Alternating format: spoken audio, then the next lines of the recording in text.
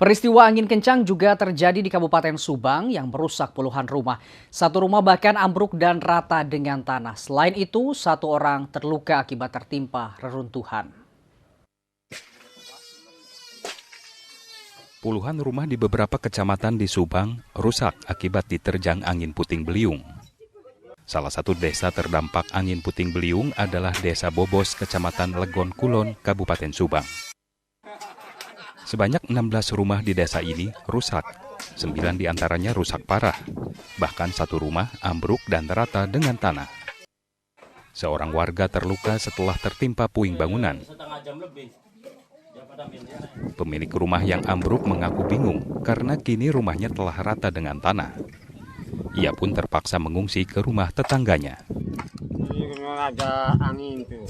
Saya di luar di dapur, saya juga bisa di situ. Anak, kalau angin itu suter gitu. Itu tiba-tiba aja angin. Tiba-tiba angin. Ini roboh semua, Pak? Hampir semua. Sekaligus. Di antaranya Desa Bobos, Kecamatan Legon Kulon, rumah rusak, 16 rusak, kemudian 9 parah dan 7 rusak ringan. 2, Kampung Cijuhung, Desa Rawalele, Kecamatan Dauan, jumlah rumah rusak ada 42, rusak ringan ada 42, rusak berat 2. Dan yang ketiga, Desa Padamulya, Kecamatan Cipunagara,